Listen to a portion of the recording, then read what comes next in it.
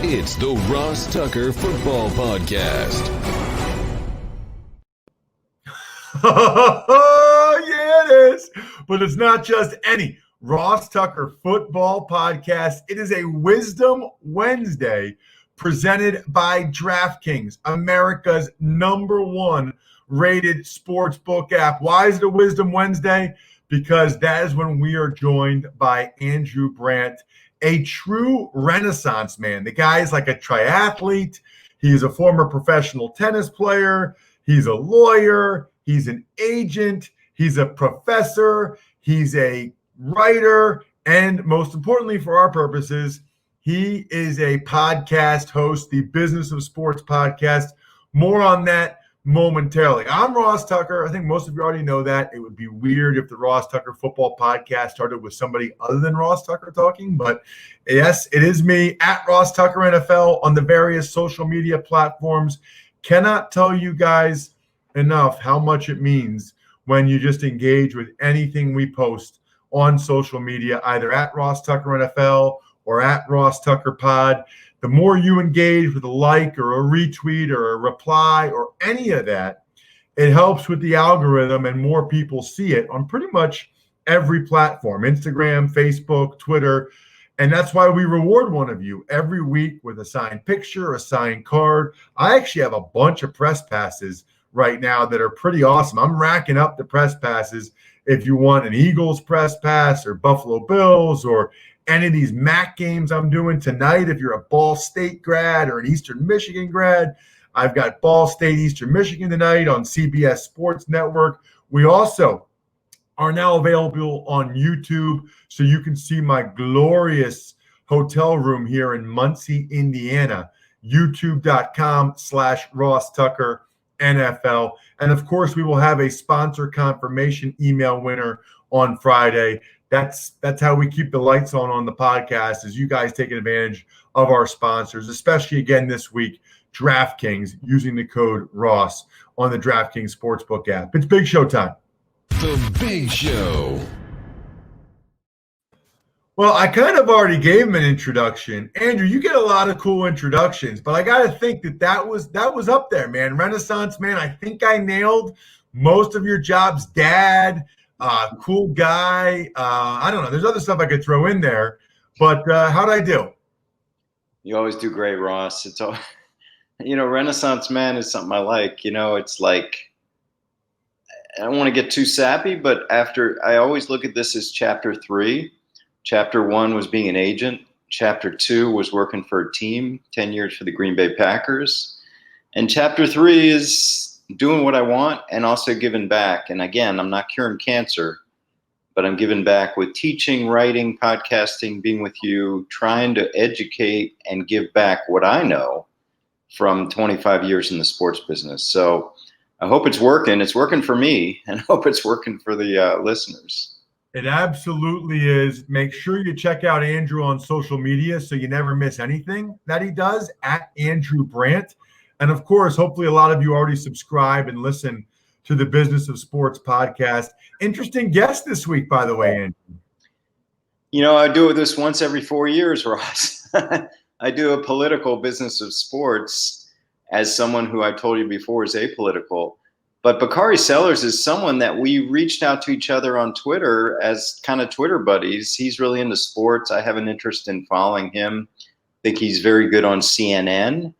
And Bakari's on the podcast. Bakari Sellers from CNN, talking about the election.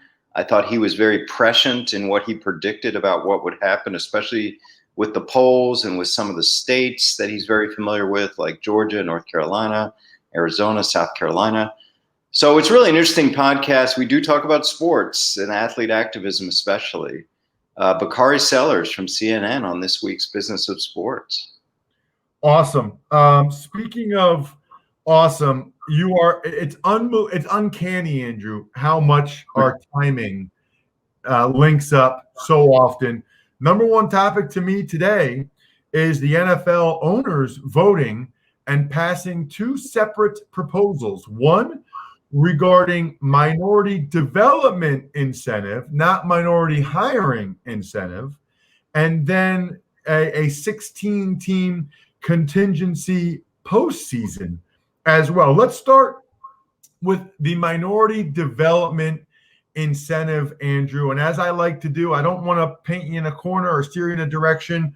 Your reaction to the news that the NFL will award a team 2 third-round picks if there's a minority coach hired from their staff that goes and becomes a head coach elsewhere. Yeah, I mean, you used the word reaction. You want my reaction. I think the NFL did this out of a reaction to the earlier proposal, which you briefly mentioned, which is incentivize teams for hiring minority coaches rather than the present development.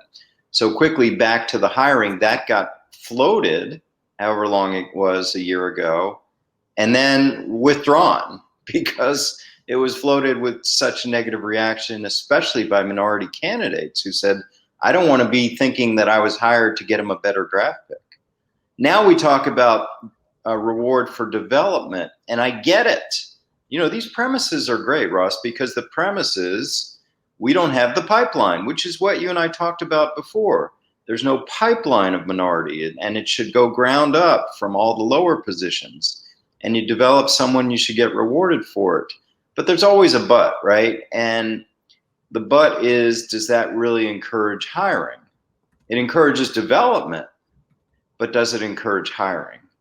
And I know, you know, it's easy for us to say, yeah, it's long on what's wrong, but I can't think of a better way. I mean, I'm having trouble coming up with how do you both encourage development and hiring at the same time? And that's hard. So my reaction is the NFL picked a different lane. They picked the reward lane for hiring last time. They floated it. Reaction, negative. Now they pick the development lane. Reaction, and I guess my reaction is better. Better. Not perfect, but better. I would agree. I think that this is the way to do it, to try to increase the pipeline for opportunities. And I don't think guys want to get hired, feel like they're getting hired under the pretense of it was to maybe get a better draft pick. I guess the question is, on some level, and there's a lot of questions I could ask, Andrew, but on some level, don't some of these guys, when they get hired as position coaches now or coordinators, won't they kind of have that same question? Like, was I hired on merit, or what? Like, was I hired because they think they might be able to develop me into a head coach? I mean, I guess on some level, you can still have that question, right? Yeah. The other question I had, that's a great question. The other question I had is 2 years. That doesn't seem like a lot. You know, when we talk about development of players, you know, you look at rookie contracts or 4 years. 2 years doesn't seem like a lot. And again, every week I'm a lawyer, you know, we can all ask these questions. Does that mean you bring someone on as like a quality control coach and you just have him 2 years and then you can get rewarded if he goes somewhere? I have a lot of the questions about it, but you're right. This is better. And if it's what they're going to vote on, I give it a good chance because they got the reaction from the other way. This way's better. And I don't think there's going to be a lot of sniping around like, but this, but that, but that. I think it's going to pass. So a couple of things. One is, do you think it will actually make a difference in more minorities being hired as head coaches in the NFL? You know, we know the Rooney Rule makes sure that at least one minority is interviewed for all positions. Now you would think that there will be more minorities in coordinator positions to get, you know, to have these opportunities. But does it ultimately amount to more minority head coaching candidates getting hired? You hope so. I just think there's no way, Ross, unless someone tells me there's no way to prevent what happens with 30 to 40 to 50% of hires, which is the team knows who they want. White, black, green, they know. It's the Raiders with John Gruden. It's, you know, pick a name. It's the Cardinals with Cliff Kingsbury. They know who they want. Brian Flores in Miami. And it will take something extraordinary to make them change course. That's the thing. I don't know how you answer that. Whether it's before they even fire their current coach, whether it's the hype of hiring someone like a Lincoln Riley out of Oklahoma or whatever it is, that's going to happen. And then it's like, how do you answer that? I don't know. The other question is, will it really be incentive for teams? In other words, let's say we hire a new head coach, or we have a head coach. I guess the front office can mandate how many of the positions they want to be minority, or they could strongly encourage the new head coach, to hire minorities. But obviously, evidently, if you're bringing him in, you're bringing him in to win. And if he says this guy's the best safeties coach and this guy's the best running backs coach, then don't you want him to hire those people and not hire a minority, because there's some chance you get a 3rd round pick a couple years from then? Yeah, I know. Those are good questions, because every coaching interview I sat in, one of the first questions is, tell me about your staff. And they all have their staff. And again, some of them may be minority, but they have their staff. That's one of the first things a coach does to prepare for an interview, is like, I got my staff. And is a team going to tell them, I think at that position we need a minority? I don't know. Those are all good questions. The other thing they passed, Andrew, is, and this is crazy to do like in November, but we got a 16-team playoff if they can't get all 256 regular season games in 18 weeks, Andrew, not 17. So they already have contingency. One is pushing it back a week, having an extra week, and having a make good week. This would only come into play if there's more make goods than just one extra week. Yeah, Ross, now you got me going, because I just wrote about this, Sports Illustrated, the MMQB. What do I want to say? It's getting harder, okay? It's getting harder. We're going to have COVID positives every week. We talk about players being positive midweek, but somehow are playing on Sunday, like Matthew Stafford, like the Raiders offensive line 2 weeks ago. I'm not sure if this was the case earlier in the season. And the prime example is the Packers 49ers. We spoke last week on Wednesday, and as of that morning, we had a closed facility in San Francisco, positive tests on both teams the day before the game. Yet they played. They could have moved to Sunday. They could have moved to Monday. They could have moved to Tuesday. They could have moved it weeks ahead like they did earlier in the season. If I remember it right, the Patriots game was postponed because they had Cam Newton test positive. Yet we had players on both teams, and they had the game last Thursday night. So what I'm detecting, and excuse me, NFL, if I'm wrong, is a different tolerance right now. And now we look forward. The virus is surging. The winter is coming. I just think there's going to be a lot of bended acceptance of COVID positives as we go forward. And you just talked about the proposal. Now, bye weeks are running out. So if we have something where they have to postpone, now we need a plan. And the plan is what you said, 18 weeks. And if they can't finish the 16, I understand it. It cheapens the value of playoffs. I get it. But we're an extraordinary year. And let me just say this. Kudos to the NFL getting through this so far, but it's always so far. It's like we wake up Tuesday morning, you wipe your brow like we got through another week. Now we have COVID positives on the Steelers. Now, it's going to happen every week. I wonder if the same standards from week 3, 4, 5 are now present with the NFL. It doesn't seem like they are. It doesn't. And they're not going to tell you that. I would like a deep dive into what happened Wednesday and Thursday last week, because I think, as a business of football analyst, Fox waiting. I really do. I think Fox weighed in and said, wait a minute, we put off Bills Chiefs from Thursday to Monday at 5 p.m. Eastern. That was kind of a one-timer. You know, we got Packers 49ers replay the championship game, 2 marquee teams. We're playing. I think that's what happened. I think now we're talking about the business of football greater than the abundance of caution. Yeah, I mean, there's a lot of interesting things there. I also think on some level, I think we have enough sample size now to know that it doesn't really seem like you can transmit it on the athletic field. There's no documented evidence of that, whether it's Australia, New Zealand rugby, or, you know, European soccer.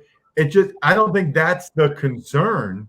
And I think you could say, in terms of abundance of caution, I mean, you've got guys not able to play in the game that are negative, but because they were a close contact with someone that's positive for 5 days, you can't play.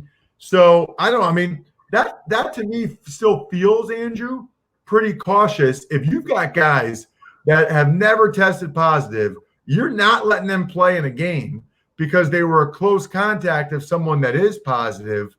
I think that is still pretty cautious, but I guess everybody can have different opinions on that. Yeah, I do too, Ross. But let me say this. What happened to 10 days? I thought we were at a 10-day or even 14, right? So this is where the disconnect is. Like I said, this Raiders offensive line, you hear about Wednesday, they're all out and they're playing Sunday. Matthew Stafford, hear about him out Wednesday, he's playing Sunday. Now Ben Roethlisberger, he's out today, he's playing. Is he going to play Sunday? I thought we were 10 days. I mean, was I wrong?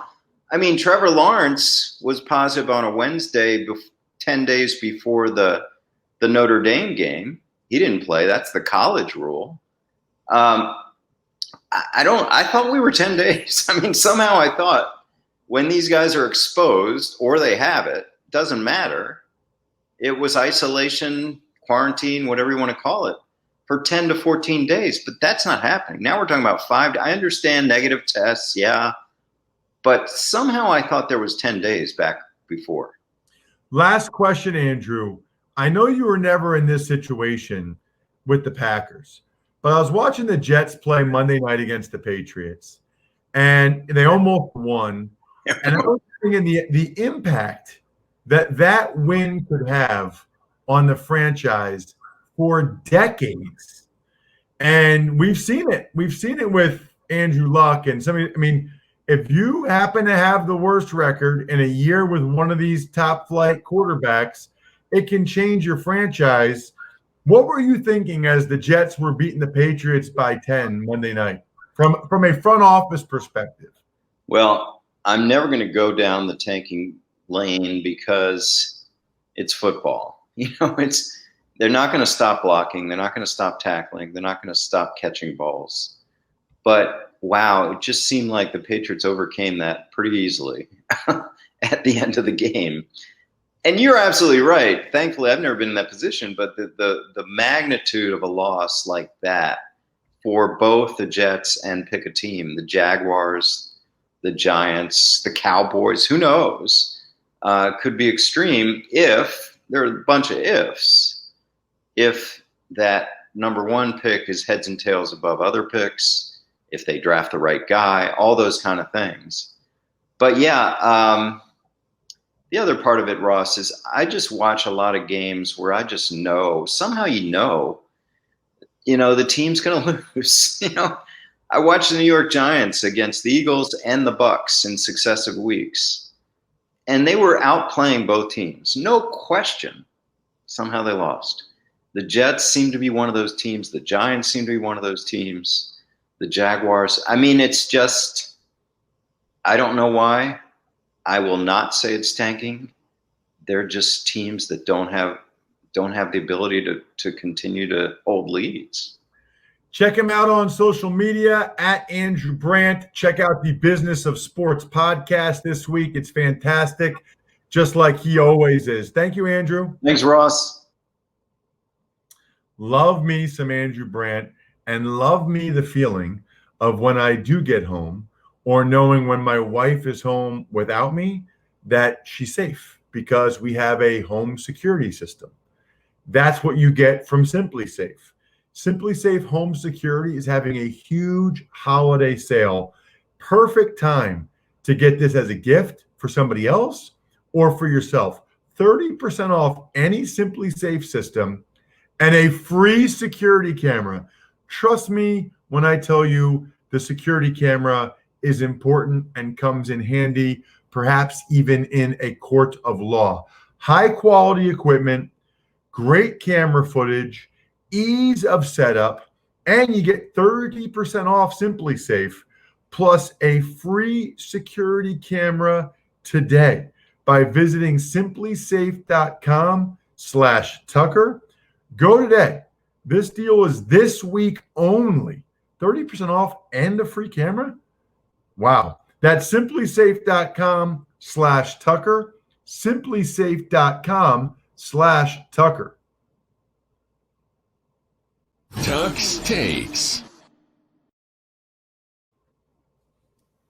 Good morning, Ross. Let's start today with a couple of NFL notes you and Andrew were discussing, both the minority coaching development incentive and the potentially expanded postseason.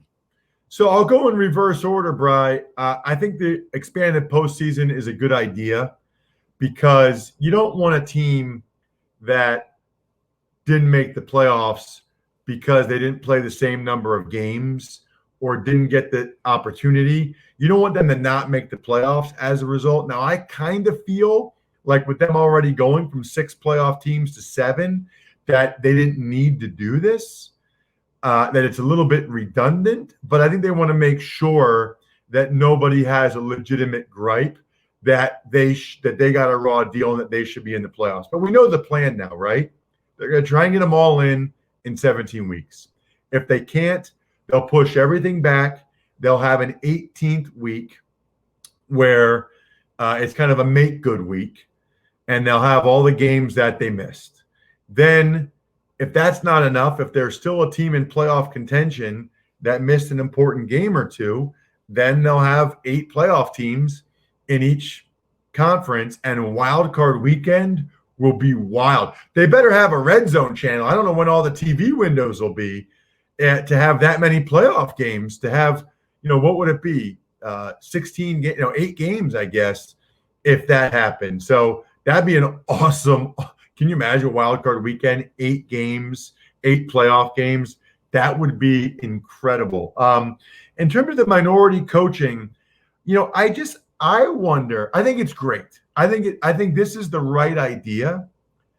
My idea was to have the Rooney Rule for coordinator positions and even position coaches, so that minorities had to be interviewed and get more exposure to guys that are head coaches around the NFL. I think this is pretty good as well. I just don't know if the thought of maybe getting a 3rd round pick or 2 down the line possibly is going to factor into whether or not these guys get hired. I just don't think that's I don't think that's enough incentive. That's going to be the difference. Maybe it's a tie goes to the runner thing, but I don't think it's enough incentive that they're going to actually make a hire as a result of it. But maybe tie goes to the runner is good enough. Tie goes to the minority, so to speak. Tuck's Takes. Latest COVID update includes a coach for the Eagles, as well as Ben Roethlisberger going on the list after being a close contact of tight end Vance McDonald, who did test positive. Right, and it's getting scary, Bri. There are more and more positive tests in our society, in our country, certainly in the NFL, which makes sense because the NFL is a microcosm of our society. And so you don't know how these guys are getting it. You certainly hope they're not doing anything silly and getting it. If they get it, you hope it's from their kids who got it at school, or you hope it's a babysitter or a nanny or something like that, not them going out or having reckless behavior. Because if that's the case, then they should be fined and they should be disciplined for that. Sounds like Roethlisberger sat next to Vance McDonald on the plane, and as long as he tests negative all the way through, we'll still be able to play against the Bengals on Sunday. Tuck's Takes. After complaining on social media about not being traded, the Falcons released defensive end Takk McKinley. Yep, and the weird thing is Takk McKinley said on social media that the Falcons had multiple offers for him that they declined, but then they're willing to just cut him. It doesn't make a whole lot of sense to me, Brian. I'm trying to follow the logic here, but he wasn't able to get. They said no to any of the trades, but now they're just going to cut him outright and get nothing in return. I feel like I'm missing something there. Might have to talk to the HR department there in Atlanta. Speaking of HR departments, what a pain in the butt. Now, my businesses, Bri, are small enough that it's not that big of an issue yet. But I know from like my wife's family business that HR issues are a huge pain in the you-know-what. Wrongful termination, minimum wage, labor regulations, and plus having an HR manager is not cheap. That's why Bambee, BAMBEE, was created specifically for small businesses. You can get a dedicated HR manager, craft an HR policy, maintain your compliance, all for just $99 a month. This is genius. They customize your policies to fit your business month to month, no hidden fees, cancel anytime. You didn't start your business because you wanted to spend so much time on HR compliance. Let Bambee help. Get your free HR audit today. Man, I love businesses like this, Brian. Love it. I wish I would have come up with this. Go to Bambee.com/Tucker right now to schedule your free HR audit. That's Bambee.com/Tucker, spelled BAM to the BEE.com/Tucker. BAM to the BEE.com/Tucker. Tuck's Takes. Injury news includes Washington quarterback Kyle Allen, the Bears defensive lineman Roy Robertson Harris, Broncos tight end Albert Okwuegbunam, or Albert O as some people call him, all being lost for the season, while Cowboys cornerback Trayvon Diggs has a broken foot that's going to sideline him for the season as well. Yeah, it sounds like it. So I think we already knew that with Kyle Allen, so it'll be Alex Smith starting at quarterback for Washington with Dwayne Haskins backing him up. I still think they should put Haskins in and see if sitting helped them, let him see what he can do the rest of the year. I guess an argument can be made to see what Alex Smith can do for the rest of the year and see what he has. So that kind of makes sense too, I suppose. Roy Robertson Harris is a good player that not a lot of people know about. That's a loss for the Bears right there. Albert O, I'm not even trying. That was impressive, Brian. I think that was right. I don't know. But it was a good effort at least. And he had been playing well, really well up to this point for the Broncos. And Trayvon Diggs, it kind of been up and down, but he had some really positive moments more recently. So that's a pretty big loss for them as well. So lots of losses for those teams that need those guys. Shout outs, by the way, we're not losing any podcasts. We had Even Money podcast yesterday, college draft, which we're now picking games against the spread yesterday. Shout outs go to Pizza Boy Brewing, DynastyFreaks.com, Sporticulture, SteakhouseSports.com, Vision Comics with an X. Those are all, I think, we're done here members of Patreon.com/RT Media, where, of course, you can get our power rankings, our press box food rankings, our picks Friday, and our even money bets, all on our private Tuckhead Slack channel. We post them all right there for you. Patreon.com/RT Media. Other than that, I think we're done here. Thanks for listening to the Ross Tucker Football Podcast. Make sure to also subscribe to the Fantasy Feast, Even Money, Business of Sports, and College Draft. All available at Apple Podcasts, RossTucker.com, or wherever podcasts can be found.